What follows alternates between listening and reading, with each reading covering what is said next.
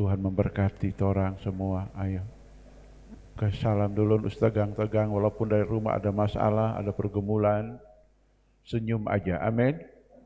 Nah, Tuhan yang ambil alih, Tuhan yang selesaikan. Puji Tuhan. Kita baca firman Tuhan di kesempatan ini dalam Injil Yohanes pasal 3. Pasal 3, Saudara. Kita belajar kembali tentang percakapan antara Nikodemus dan Tuhan Yesus. Kita baca ayat 1 sampai ayat yang sampai 8, 1 sampai 8. Ya, Yohanes pasal 3 ayat 1 sampai ayat yang ke-8. Sudah ketemu, mari diundang kita berdiri, Bapak Ibu adik-adik semua. Kita membaca ayat berikut. Adalah seorang Farisi yang bernama Nikodemus, seorang pemimpin agama Yahudi.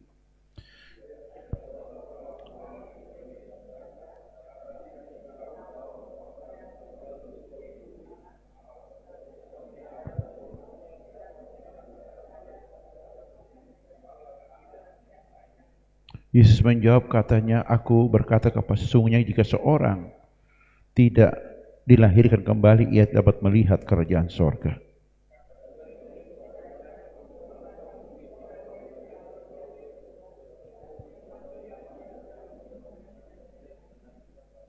Jawab Yesus, aku berkata kepadamu sesungguhnya jika seorang tidak dilahirkan kembali air dan roh, ia tidak dapat masuk dalam kerajaan sorga Allah.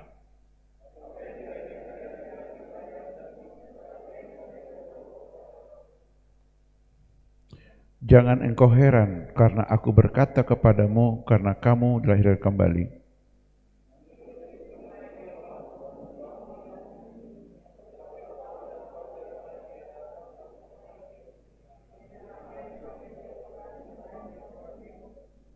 Ya, puji Tuhan, silakan duduk kembali.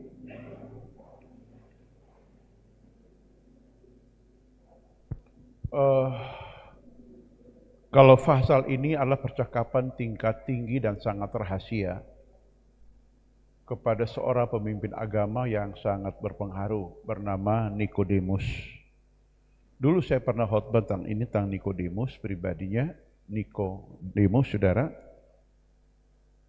dia memiliki pengertian nama, artinya kata dari kata Nikos dan demo, artinya menang di antara rakyat. Jadi Tuhan ingin mencari orang-orang yang sudah punya pengaruh alamiah. Ya, pengaruh alamiah tapi masih punya kelemahan. Tuhan cari orang-orang seperti itu. Contoh Nikodemus ini, saudara. Walaupun dia orang Faris, Tuhan pertemukan. Karena Alkitab berkata begini, tidak seorang pun datang kepada Yesus kalau tidak digerakkan oleh Roh Tuhan. Amin. Tidak ada seorang pun yang datang kepada Tuhan kalau enggak digerakkan, enggak ditarik oleh Roh Bapa. Orang semua di sini juga begitu. Tidak mungkin kita datang ibadah di tempat ini kalau Tuhan enggak bawa. Tinggal orang jauh-jauh. Betul tidak? Ya, ongkos, ada yang punya kendaraan, puji Tuhan, ada yang mesti sewa auto, ya, naik ojek, macam-macam, saudara. Itu dibawa oleh Tuhan. Saya tadi malam itu kami punya program, di program TikTok itu ada saya pernah khotbah kepada mereka 1 bulan lalu. Itu orang-orang hebat di Indonesia, pencipta lagu, penyanyi, hamba-hamba Tuhan waktu itu. Jadi mereka suruh saya khotbah.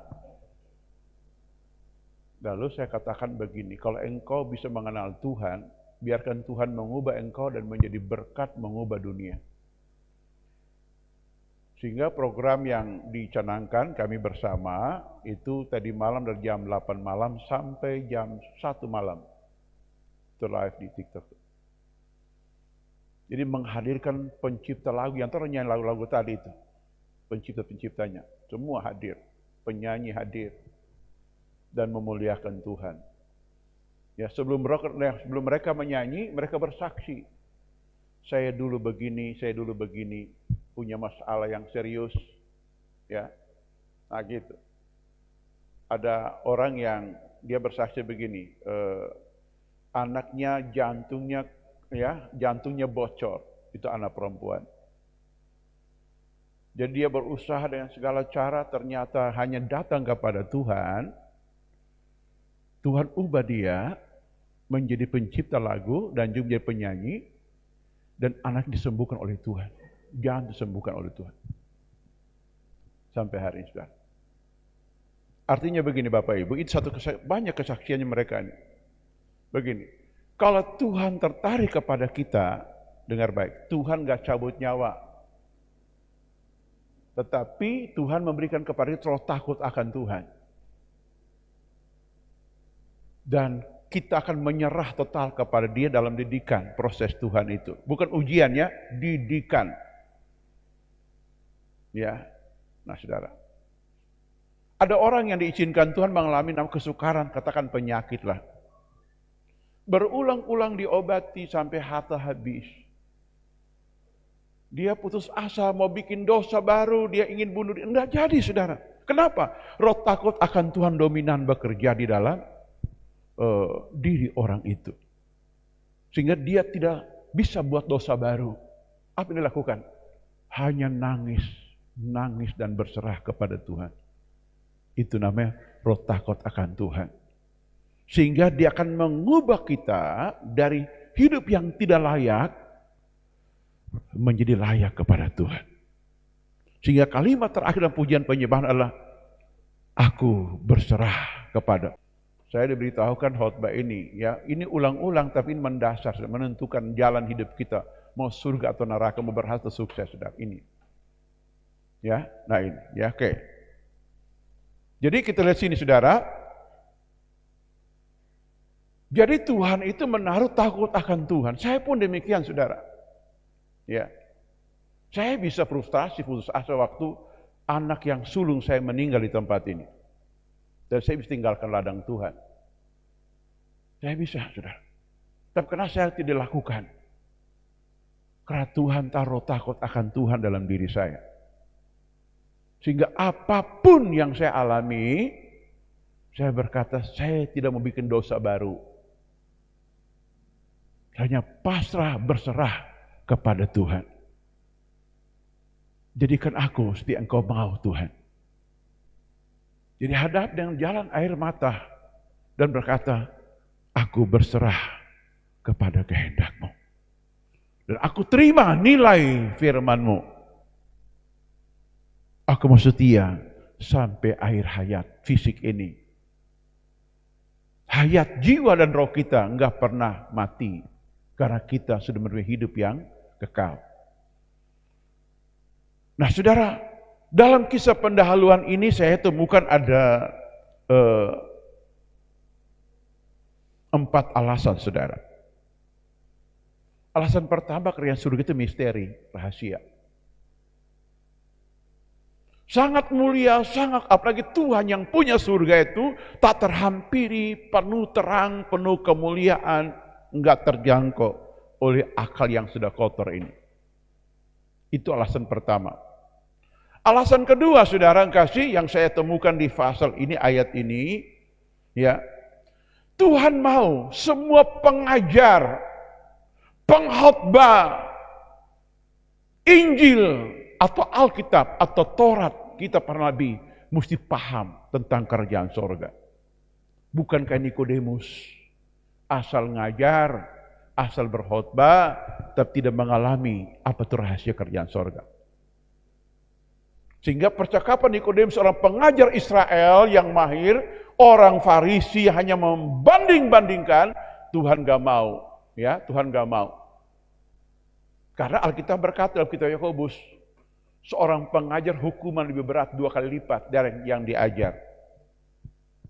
Nah, ini, makanya Tuhan datang dan menarik Nikodemus waktu pada malam, saudara.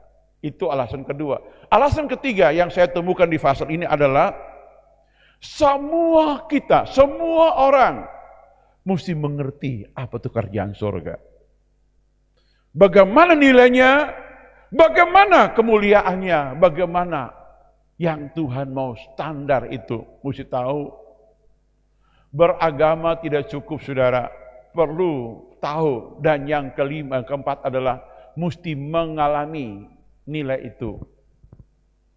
Ini penting yang kita hayati dan kita renungkan. Apalagi orang di sini mengerti firman dan harus mengalami lawatan Tuhan dan bangkit menjadi saksi Tuhan.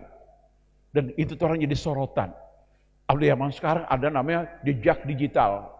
Kelakuan kita di hari ini direkam oleh YouTube, direkam oleh Google, direkam oleh Facebook, direkam oleh TikTok, dan akan ditampilkan kembali di waktu akan datang. Dan dunia akan tahu. Ini penting, saudara. Amin. Nah sekarang lihat, apa inti pembicaraan Yesus dan Nikodemus? Ya, apa intinya, saudara? Yang pertama yang disebut adalah masalah waktu, timing, waktu malam. Ya, banyak orang tafsirkan karena Nikodemus malu. Saya lihat tidak begitu. Kata waktu malam itu artinya waktu yang spesial disiapkan untuk Tuhan. Saudara, apakah Paulus dan Silas tengah malam bangun berdoa? Apakah mereka takut? Tidak. Tapi itu waktu yang tepat, waktu yang sangat spesial untuk kita bisa bertemu dengan Tuhan. Bilang amin. Bilang amin, saudara. Halo, saudara percaya? Saudara percaya, saudara? Iya, saudara. Waktu malam, saudara. Ya. Kalau saya baca satu ayat di dalam Perjanjian Lama, saudara, kenapa Nikodemus ini datang di waktu malam? Karena Daud ngomong dalam kitab Mazmur juga saudara, Mazmur 63 ayat 7, bisa ditampilkan di layar. Mazmur pasal 63 ayat yang ke-7. Lihat apa kata Daud tentang malam.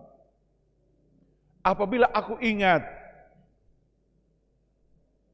kepadamu di tempat tidurku, merenungkan engkau sepanjang kawal malam. Pertanyaan saya, apa yang Bapak, Ibu, adik-adik renungkan sepanjang malam waktu tidur dan waktu kaget bangun?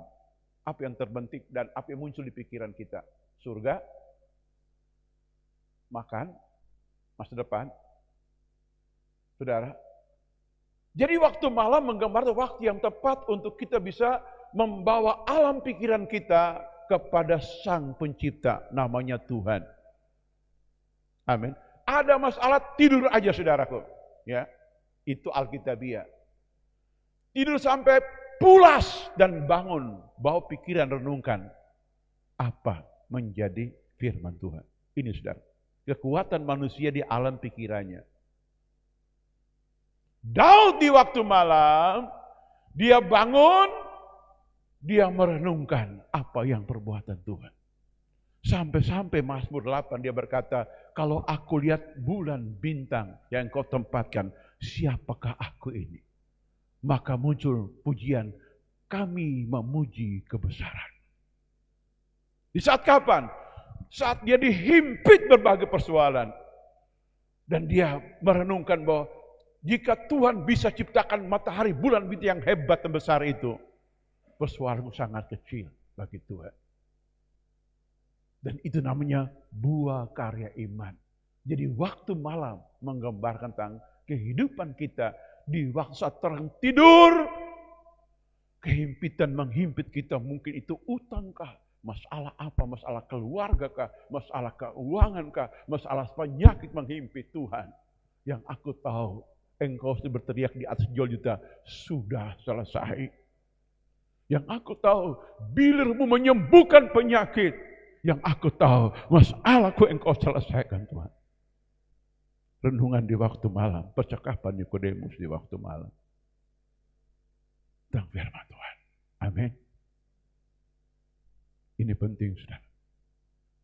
Waktu malam menggambarkan juga tentang masalah sangat rahasia bagi orang lain, bagi dunia, bagi mungkin anggota keluarga, secara privat dengan Tuhan. Itu waktu malam. Nikodemus, teman-teman orang Farisi yang lain, tidak ngerti perjumpaan dia dengan orang lain. Itu masalah pribadi. Dan Tuhan tertarik bertemu pribadi dengan Tuhan. Amin. Saudara baca dalam kitab Kejadian, dalam pasal 3 khususnya. Waktu Adam mendengar bunyi langkah Allah di taman itu. Apa artinya, saudara? Tuhan ingin bertemu pribadi dengan kita. Tuhan gak lihat keadaan kita miskin atau kaya, saudara. Tapi Tuhan datang untuk anak-anaknya. Amin. Dia tahu Orang susah, dia tahu orang kotor, najis, dia tahu orang sangat hidup dalam dosa dan kegelapan. Tapi dia mau datang secara pribadi. Kenapa? Tolong tunjukkan ayat ini. Roma 10 ayat 11. Apa kata firman Tuhan? Sifat Tuhan, saudara. Lihat. Roma 10 ayat yang ke-11. Karena kitab suci berkata, barang siapa yang percaya kepada dia, tidak akan dipermalukan.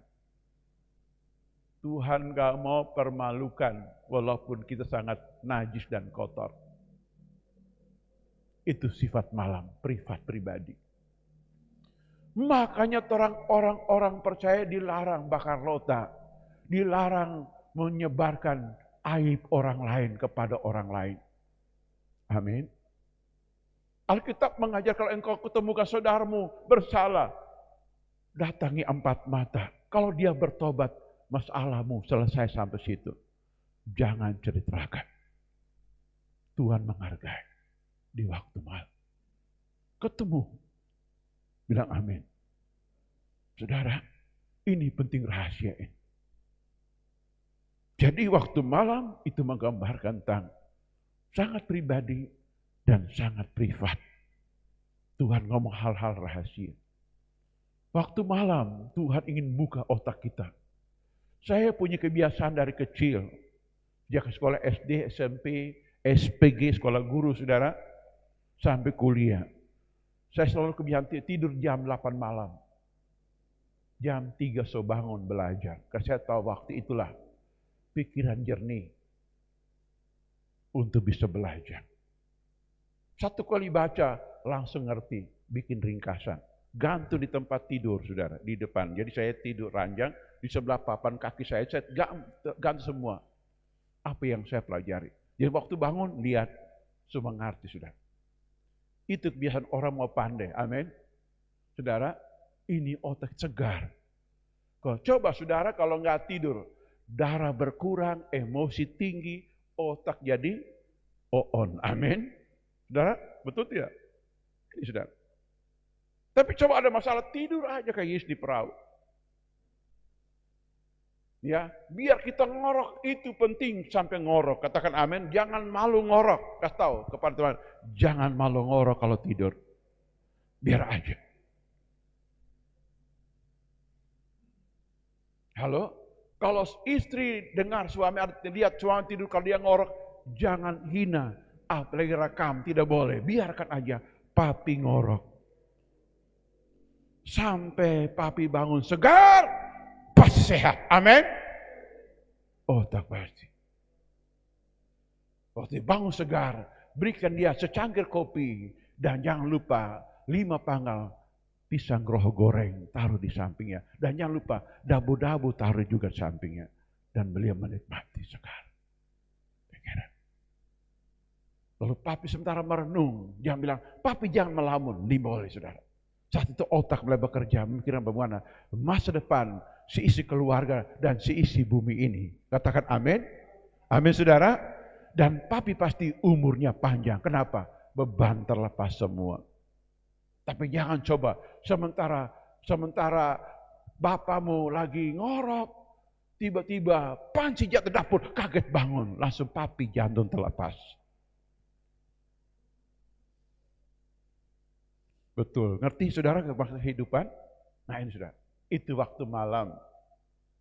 Halo, Yakub lari meninggalkan rumahnya, dikejar oleh abangnya Esau. Waktu dikejar-kejar, apa yang lakukan pertama dalam perjalanannya? Dia ambil batu dan tidur, saudara. Dia tidur, ketemu Tuhan. Bayangkan dia lari terus, nggak pernah ketemu Tuhan. Dia merindukan berkat kesulungan, tapi jiwanya gundah gulana, saudara. Ketakutan menghimpit jiwanya. Dan dia berlari-lari, bayangkan. Anak bangsawan dicintai oleh Ishak, tidur di hutan belantara, berbantalkan batu tanpa spring bed, saudara, tanpa selimut. Dia tidur. Penyiksaan enggak? Sangat menyiksa. Ya, sangat menyiksa saudaraku. Dan perlu kita ngerti proses Tuhan. Karena Tuhan itu menghargai proses. Karena Allah kita, Allah yang mendidik umat manusia. Amin.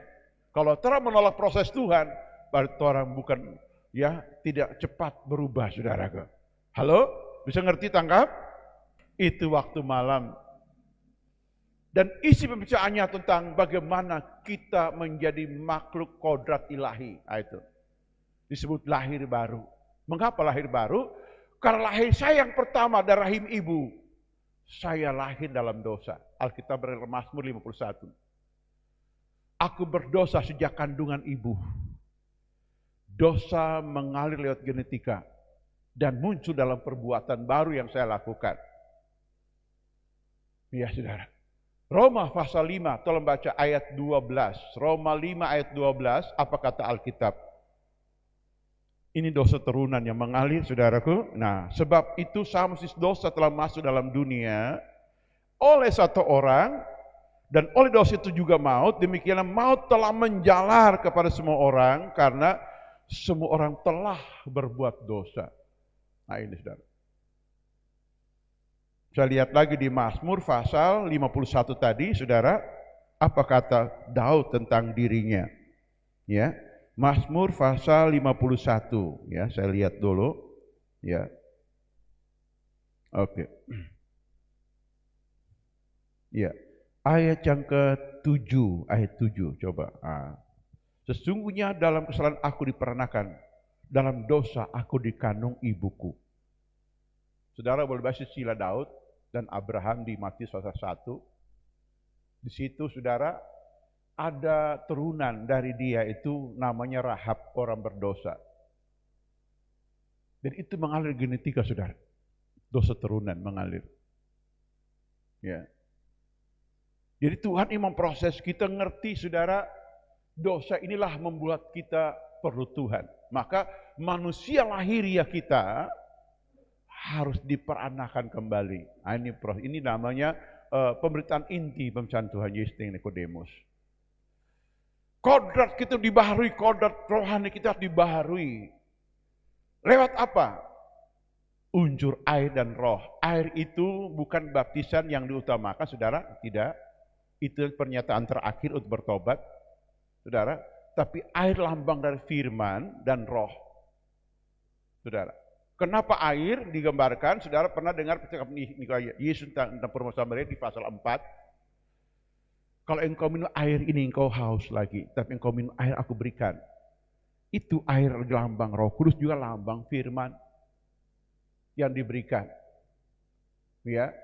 Jadi waktu kita ketemu Tuhan atau enggak ketemu Tuhan, tapi Tuhan lihat, oh orang ini, oh dia bernama Matias Peter, ini contoh, maaf, I'm sorry Pak. Orang ini bagus ini. Dulu dia brimob, tukang pukul orang, kita mau tangkap Pak dia. Tuhan taruh penyakit. Contoh ya. Dan berobat bolak-balik saya enggak sembuh-sembuh. Ketemu hamba Tuhan sederhana. Doakan, kok sembuh ya? Lama lawan penyakit itu. Tapi beliau tidak mau bikin dosa baru. Kenapa? Tuhan taruh takut akan Tuhan. Seganas-ganasnya masalah orang hadapi, alami, dengar baik. Kita tidak boleh bikin dosa baru. Kalau bikin dosa baru, semakin susah, semakin terprosok ke bawah. Itu proses Tuhan seperti itu. Apa yang kita lakukan? Kita nangis di kaki Tuhan. Saudara, aku berserah kepadamu. Tadi malam saya ada kesaksian orang-orang hebat itu. Saya punya kesimpulan satu. Itulah kasih Tuhan. Daripada engkau orang pandai, engkau orang hebat, tapi engkau pandai dalam kejahatan. Ini yang Tuhan tidak mau. Amin. Karena surga itu ada, neraka itu ada, saudaraku. Maka Tuhan dengan terpaksa, dia pegang hati, dia taruh takut akan Tuhan. Kenapa? Saudara baca Paulus, kisah Paulus, paling jahat. Ketemu Tuhan, Tuhan intervensi, pegang hatinya. Diberi takut akan Tuhan. Jantungnya gemetar, saudara. Dan dia ambil keputusan untuk doa puasa. Proses hari baru pun mulai jalan. Selama 3 hari 3 malam. Dan Tuhan bilang, Ananias, pergi layani dia. Yesus tangkap, cepat. Saya itu angkat topi pada beliau ini, saudara, Rasul Paulus ini. Proses Tuhan cepat sekali, saudara. Beda dengan Yunus, saudara. Takut Tuhan, balari kiri kanan. Tuhan lihat, oh ngana lari, tunggu, kita mau dusu pangan. Naik perahu dia. Rupanya dia mau latihan berenang dengan Tuhan. Dia lari. Di tengah laut, saudara, saya baca tafsiran itu, dia lari dari Tarsus itu, dia lari ke Spanyol, saudara. Ada tafsiran ke Spanyol, arah ke Spanyol. Di tengah laut Tuhan bagi dengan angin badai. Coba ngana bandel. Tuhan kasih hit pada nakoda, tarik undi. Nakoda bukan orang Ibrani, bukan kenal Tuhan, tapi Tuhan sumber hikmat. Tuhan tidak beragama, amin. Tapi Tuhan akan menghakimi semua orang beragama. Agama itu kumpulan manusia untuk mencari Tuhan, itu agama namanya. A dan gamos. A artinya tidak, gamos artinya kacau. Tidak kacau, kumpulan orang-orang tidak kacau yang mencari Tuhan. Tuhan tidak beragama, tapi Tuhan berkuasa menghakimi orang hidup dan orang yang mati. Dengar, saudara? Halo? Ini saudara. Jadi orang tanya, Yesus itu agama apa? Dia nggak beragama, dia Tuhan atas semua agama. Amin. Halo? Dia menghakimi semua orang. Mau agama apa, mau gereja apa, Tuhan yang menghakimi. Itu firman Tuhan berkata, final. Nggak bisa diganggu-gugat. Contoh Yunus, Tuhan kasih nakoda, bikin undian. Yunus yang kena undi. Bukan dapat arisan, saudara. Kamu yang kena, kenapa kamu? Kita kok jadi misionaris, Tuhan panggil dan utus. Kemana Niniwe? Kita lari, kita nggak mau. Oh, dan tanya, hukuman apa dong? Jadi Yunus memutus hukumannya sendiri. Sudah kita buang ke laut yo, daripada ngonis binasa semua, biar kita ke laut. Dilempar ke bawah. Dan Yunus turun, ikan besar telan pada dia. Dia mati dalam perut ikan selama 3 hari, 3 malam.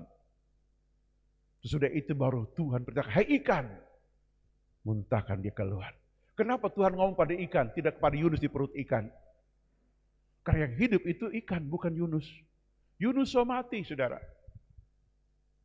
Itu proses lahir baru, saudara. Sangat sakit. Saudara mau pilih seperti itu atau mau langsung ambil keputusan bertobat juga? Amin. Bapak Ibu saya ngomong, saudara.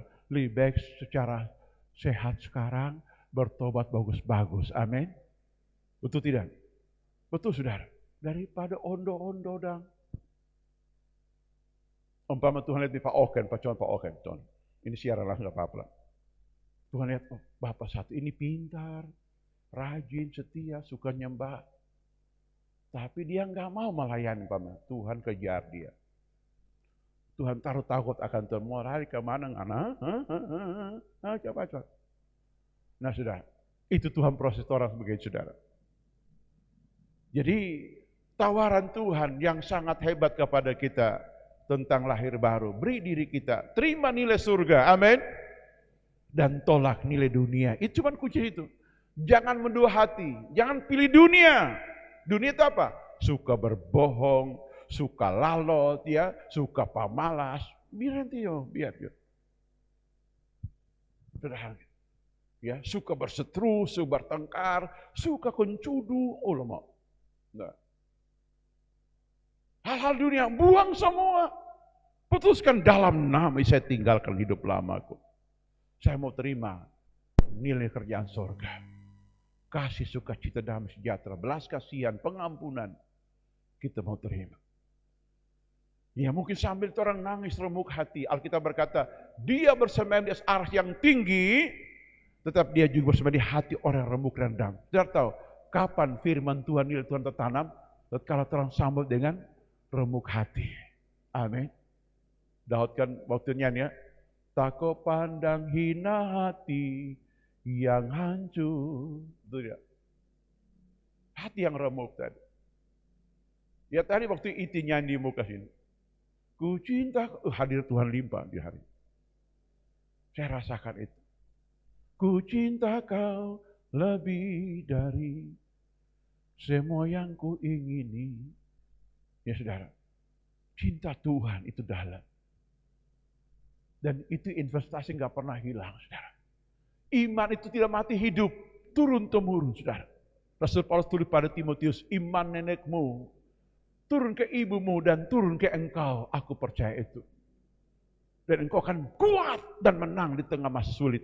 Sekalipun aku di Roma, engkau di Efesus, berkuat hai Timotius. Iman turun-temurun kepadamu. Amin. Orang boleh bangga warisi iman, warisan rumah, uang, itu enggak apa-apa, itu hanya duniawi. Itu enggak salah, itu berkat Tuhan untuk tubuh ini, saudara. Dan itu enggak bisa bertahan dalam kesukaran. Tapi kuasa iman mengalir dari orang tua, turun ke anak, turun ke cucu. Itu orang biar dilempar ke mana dunia, tetap menang, saudara. Amin. Sebagai Yohanes di bawah Pulau Patmos, kota gersang, jadi pekerja kasar ditambah tanpa digaji, dia hidup bertemu dengan Tuhan. Dia tulis kitab Wahyu, saudara. Itu iman. Hasil dari proses lahir baru. Amin. Saudara, jadi kita bertobat, dibaharui dan belajar nilai baru. Kalau engkau belum dibahas air, daftar datang. Kita bawa eksekusi, baptis, saudara. Dan mau jadi pelayan Tuhan. Amin. Pelayan Tuhan gak perlu jadi gelar pendeta, gak perlu. Jadi pelita udah bagus, jadi garam udah bagus, amin. Gelar pendeta diberikan senode, saudara. Tetapi gelar pelita dan gelar garam diberikan oleh Yesus langsung. Engkau garam dunia dan terang dunia. Amin. Ini yang Tuhan mau, saudara. Dari proses lahir baru ini apa dampaknya? Poin terakhir dampaknya, saudara. Saya catat sini, saudara. Dampak yang pertama, kita bisa melihat kerajaan surga ayat 3. Dampak pertama, melihatnya mengerti. Oh, surga itu begini. Oh, damai itu begini. Oh, kebenaran itu begini. Oh, sukacita begini. Oh, karya Roh Kudus begini. Dikerjakan Roh Kudus, bukan dikerjakan oleh kita. Ya, jadi kita ngerti. Oh iya, otak kita ngerti. Jenius, saudara. Otak dibukakan oleh Tuhan. Itu dampak pertama. Dampak kedua, tinggal dalam kerajaan surga. Artinya ahli waris pemilik surga. Halo, amin. Katakan sebelah, saya pemilik surga. Yang lain cuma kontrak, amin. Halo, amin. Halo, kasih tahu sebelah, saya dan engkau pemilik surga. Yang lain cuma kontrak. Belum tentu oleh milik surga. Dalam lahir baru. Ayat 5, betul tidak? Ayat 5, saudara. Nah, gitu, ya. Nah ini. Ya, dampak yang ketiga, dampak yang ketiga, saudara, kita baca lagi, saudara, di ya. Oke. Ayat 8, dampak ketiga, ini penting nih. Kepekaan dan kerinduan hadirat Tuhan. Saya kalau setiap kali acara antara retreat, KKR, Natal, apa, saya suka sekali lawatan Roh Kudus, saudara. Ya, saya nggak mau panggil pengkhotbah yang hanya sekedar lawak-lawakan, hura-hura, enggak. Kalau urapan Tuhan, kita suka, saudara. Kenapa? Karena Roh Tuhan itu datang membebaskan manusia. Amin. Coba baca 2 Korintus pasal 3 ayat 17. 2 Korintus pasal 3 ayat 17. Ayat 17. Ini angin, artinya noma, saudara. Ya, sebab Tuhan adalah Roh, di mana Roh Allah itu ada kemerdekaan. Karena saya tahu kesan manusia, karena saya pernah jadi orang susah, saudara. Kesan manusia itu hanya kalau Tuhan hadir. Alkitab berkata, Nikodemus, engkau nggak tahu kemana angin datang pergi, engkau ngerti. Ini ngomong tentang kepekaan yang tinggi, tentang kehadiran Tuhan. Amin. Lihat Salomo waktu muda, jadi raja nggak mulus, saudara. Masih muda, masih bujangan. Sebentar di luar sana dia saudara menyerang dia, mereka dusu, mereka kejam, mereka bikin pelantikan raja baru atas nama sendiri. Salomo, aduh kasihan. Ya. Ibunya bawa pada ayahnya Raja Daud dan ibu berkata, tolong urapi Salomo menjadi raja. Untung Daud ingat firman Tuhan datang pada Salomo akan bangun bait Allah, Salomo ahli warisnya. Dan dia urapi Salomo. Apakah baik-baik? Tidak, saudara. Apa Salomo melakukan? Dia menyembah Tuhan. Tuhan, lawat aku, ingat janji pada ayahku. Dan lawat Tuhan, api Tuhan turun, saudara. Ka'bah dipenuhi dengan kemuliaan Tuhan. Ini ngomong tentang angin, Tuhan ngomong. Kamu pengajar tanpa angin sorga, tanpa kuasa Tuhan. Ya, namanya mati logia. Tahu mati logia? Banyak tahu ayat, tapi firman Tuhan gak hidup. Pintar ngomong, lain di bibir, lain di hati, saudara. Nggak maksimal. Orang lahir baru dia pasti mengerti bagaimana kemerdekaan di dalam Roh Kudus. Amin. Lawatan Tuhan besar. Tuhan bebaskan orang-orang terikat dengan dosa, penyakit, penderitaan, saudara. Ini lawatan Roh Kudus.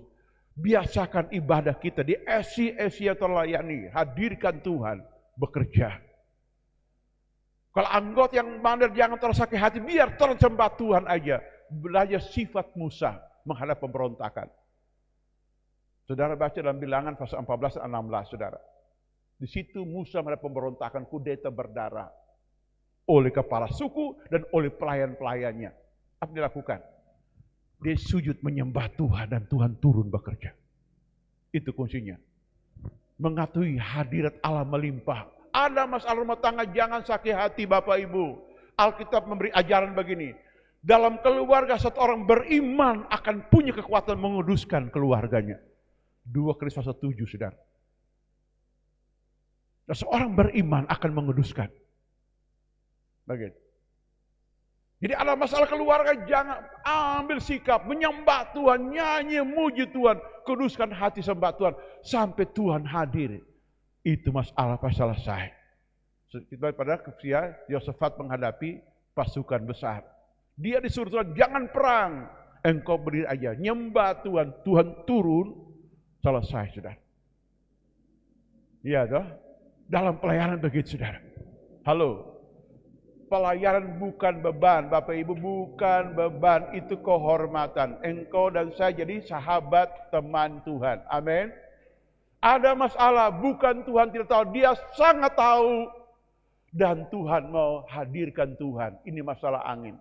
Dampak orang lahir baru, dia mengerti karya Tuhan seperti angin. Orang Yunani panggil roh itu angin atau pneuma katanya, pneuma, berhembus kuasa Tuhan. Haleluya. Sudah lihat orang-orang karismatik bikin KR besar-besaran, lapangan terbuka, banyak orang, banyak mujizat terjadi, saudara. Hanya berdiri menyembah Tuhan, saudara. Sampaikan firman dari hati kepada mereka. Iman tumbuh, lawatan Tuhan terjadi. Mujizat pun nyata. Amin. Itu dampak orang lahir baru. Bilang amin. Halo, mengerti saudara? Ada masalah, berhenti baku marah. Jangan. Jangan. Jangan sok pandai, jangan sok tahu, jangan sok hebat, Bapak Ibu. Halo. Tuhan itu berkuasa atas segalanya. Sembah Tuhan. Tuhan hadir. Masalah selesai. Kecil bagi Tuhan. Tuhan ngomong Nikodemus, ini bahasa perumpamaan, gambaran tanda bagaimana hidup. Tuhan itu roh hidup. Dia berkuasa.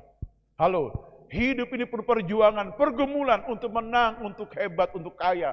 Itu harus Tuhan memberkati orang.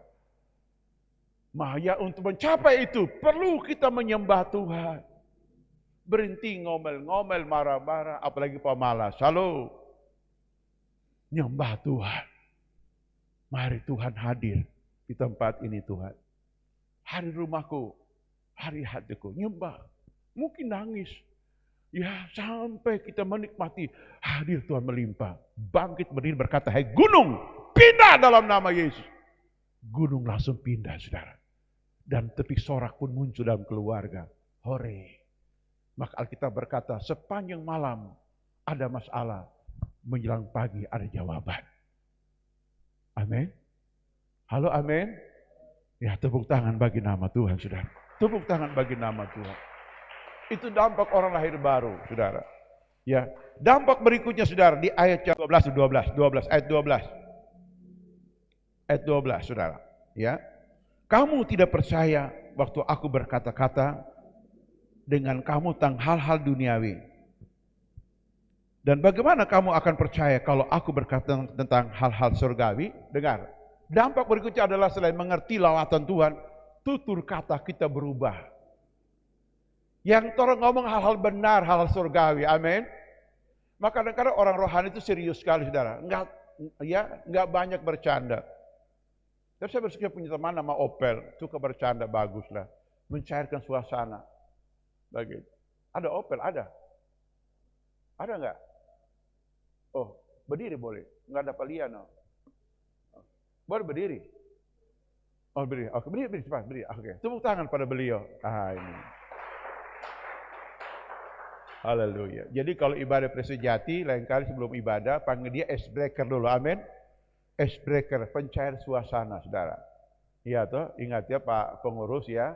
Mari sebelum ibadah, serahkan pada Bapak Opel yang akan buat ice breaker, mencairkan suasana. Jadi orang datang ibadah, capek, lemas gitu toh. Wah sudah mulai hidup itu suasana, amin. Setuju ya? Ice breaker beliau, bagus punya karun, itu karunia. Tepuk tangan Pak Opel lagi, tepuk tangan ya. Sehingga suasana hidup, ya. Kadang-kadang masalah berat, ya kerja kita kan aneka macam, ya. Capek lelah datang ibadah sama ngantuk, tapi coba beliau tampil, karunia khusus saudara. Saya nggak punya karunia seperti itu, beliau punya, betul tidak? Halo, tapi tentu ngomongnya hal benar, amin. Tapi dalam, ya disampaikan dalam bentuk humor, haleluya, bentuk humor, sehingga orang tuh wow, enak ya, segar. Ya, tadi ternyata cuma ngantuk lala, tapi kalau segar ibadah. Sehingga ibadah itu menyenangkan, betul ya? Menyenangkan. Ada ice breaker ya, ada ya pencair suasana namanya ice breaker. Bukan es krim ya, ice breaker saudara ya. Suatu pencair suasana dalam ibadah. Amin. Nah ini saudara ya, jadi lihat sini ya, Tuhan perkataan kita berubah. Dari hal-hal duniawi, maki-maki, ya, ngomong tentang dusta, nggak boleh lagi. Halo, siapa sini masih memaki? Ada masih memaki nggak? Ada sini masih bambaleo, ngomong ya, tipu-tipu. Ada? Ini boleh lagi, amin. Ya, kata-kata berubah. Bilang amin. Itu dampak orang lahir baru. Katakan ya ada sia. Halo, amin. Ya, nyanyi dulu. Hati-hati gunakan katamu, hati-hati gunakan mulutmu. Tuhan Yesus di surga melihat ke mulut, hati-hati gunakan mulutmu. Amin. Amin. Pakai tangan lagi, pakai tangan saudara. Oke. Dampak berikutnya lagi saudara, ya, dampak berikutnya lagi saudara. Perhatikan, ya. Ayat 17. Belum ke bawah itu ya. Oke. Nah, perhatikan ayat 12 tadi. Nah, sekarang ayat 13. Tidak seorang pun yang telah naik ke surga, melainkan dia selain daripada dia yang telah turun dari surga, yaitu anak manusia. Nabi, Rasul maupun Musa itu belum sampai ke surga, saudara. Apalagi saya cuma hamba Tuhan, belajar kamus doang, belum sampai ke surga, saudara. Sehingga khotbah semua apa yang kita pelajari berupa tafsiran. Tafsiran itu kadang betul, kadang bisa berapa persen itu human error. Amin. Salah, itu namanya tafsiran, saudara. Tapi Yesus itu, saudara, dia turun dari sorga, dia tahu jalan ke sana, dia tahu, saudara. Artinya begini, dampak begini. Waktu orang lahir baru, orang bisa paham jalan ke sorga dan turun dari sorga. Kenapa? Yang mengajar kita Yesus sendiri. Menurut dalam firman-Nya. Bilang amin. Bisa ngerti ini, tangkap ini saudara? Halo, amin. Jalan ke surga saudara. Oh ngerti saudara. Ya, bagaimana jalan ke surga? Langkah pertama, apa kedua, apa ketiga, apa? Dan surga pun datang. Jadi terang ke surga datang. Baku sambut saudara. Contoh begini. Kenapa kita berdoa dan memuji Tuhan? Itu tujuan menghadirkan surga, betul ya? Ya toh? Worship ini doa, Tuhan ampuni kami. Dan kami mau Tuhan hadir bersama kami dan kita waktu nyanyikan pujian bagi Tuhan dengan hati yang tulus, hati yang bersih. Rasakan hadir Tuhan, sorga datang kepada kita. Nah ini. Ya, ibadah yang kudus adalah ibadah orang lahir baru. Menghadirkan surga dalam ibadah kita. Apa tandanya lahirinya? Tanya. Orang sakit sembuh. Ya. Orang ada masalah diselesaikan oleh kuasa Tuhan, saudara. Amin. Amin, saudara. Oleh dampak berikutnya, lihat ayat yang ke-14. 14. Ini 14 yang paling penting juga. 14. Baca 14. Ayat 14. Sampai Musa meninggikan ular di padang gurun, demikian juga anak manusia ditinggikan. Ya, sebegini.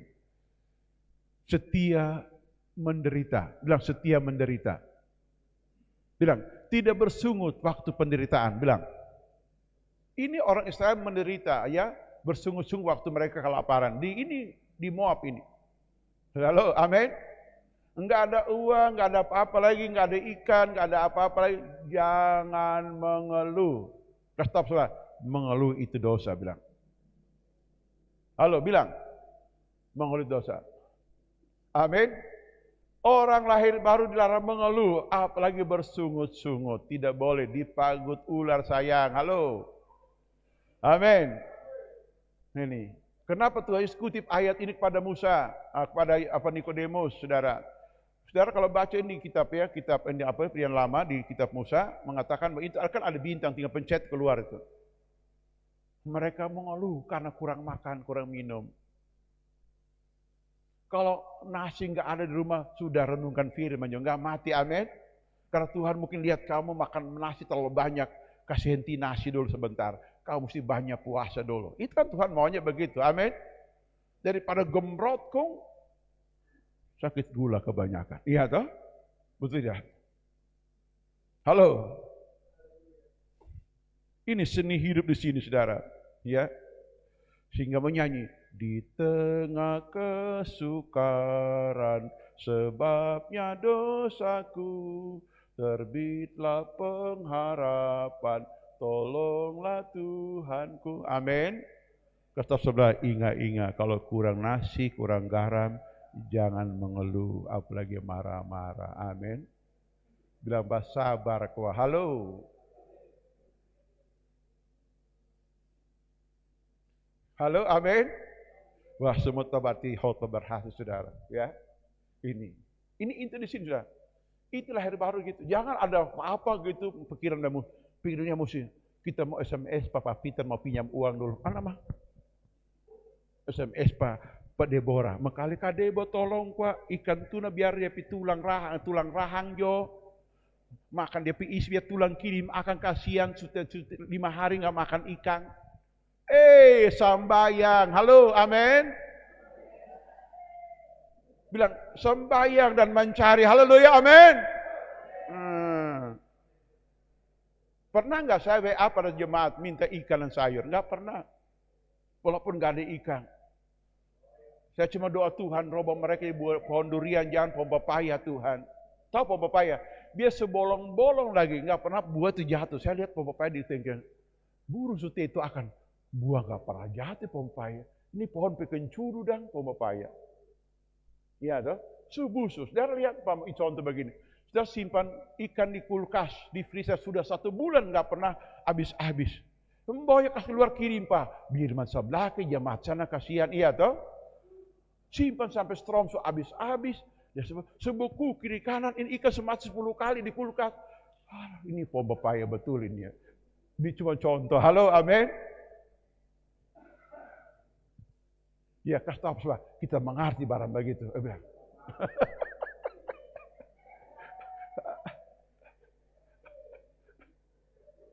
Halo. Ya toh. Sudah lihat pohon durian biar kasar malah kalau bisa matang jatuh sendiri dia. Amin. Enggak mau orang pergi panjatkan pohon paling tinggi dia jatuh sendiri dia. Wah. Kasih tahu biar engkau bisa murah hati bilang. Halo. Daripada orang lain rasa kudus sekali tapi sudah minta ampun, iya toh. Ada orang begitu gak? Kudus sekali. Itu tidak. Nah ini bertahan di masa sulit. Amin. Ya membaca isi hati manusia. Suka nolong orang. Bilang amin. Haleluya. Ku renungkan firman-Mu siang dan malam. Perintah-Mu dan ku lakukan. Amin. Ini poin penting di sini. Banyak orang gagal di sini kebanyakan. Aduh, suka cita, datang masalah. Kenapa keburu badang? Semelai muka masa muncul kayak Kain dengan Habel, saudara. Di sini enggak, cuma contoh. Karena ini pengajar, saya kasih tahu toh, amin. Ada masalah, saudara. Enggak ada apa-apa di dapur. Ibu-ibu kalau tamat senyum aja. Puji Tuhan, selamat datang.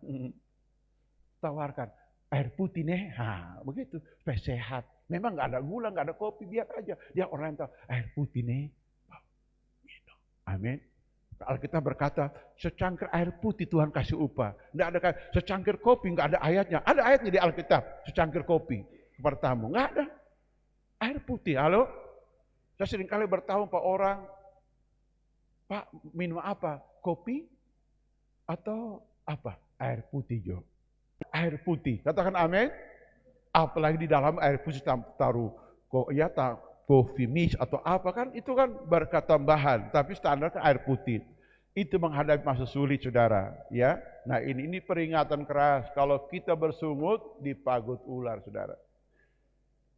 Ya, sampai mati tuh, kematian rohani muncul dan itu, ya. Itu dampak lahir baru. Poin terakhir dampaknya, saudara.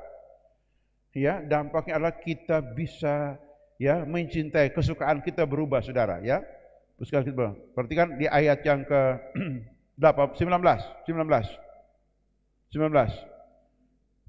Kita baca 19. Dan dia hukum terang telah datang ke dalam manusia, tetapi manusia lebih menyukai kegelapan daripada terang, sebab perbuatan mereka jahat. Kesukaan kita berubah. Amin. Kesukaan, ini penting, kesukaan berubah nih. Ya. Suka sekali, betul ya. Suka melayani, suka berbuat baik, suka menyembah Tuhan, suka doa, itu akan. Suka memuji Tuhan, kesukaan berubah, saudara. Ini inti kehidupan seorang. Suka. Kita suka sekali memuji Tuhan. Habis itu suka sekali makan. Enggak apa-apa. Halo, kesukaan berubah. Jangan suka gelap. Iya toh? Wah, begitu. Puji Tuhan. Kesimpulan kita hari ini yang pertama, saudara, Tuhan mau kita menjadi serupa segambar dengan Dia. Dan kalau Tuhan jatuh cinta kepada saudara pribadi, Tuhan akan bikin segala cara untuk merubah kita. Tapi jangan sampai kita kerasukan hati dan Dia buang kita ke ruang ICU dulu baru bertobat. Jangan, dijauhkan Tuhan. Amin. Atau kena celaka merendah kok. Sukarela, Jo. Haleluya.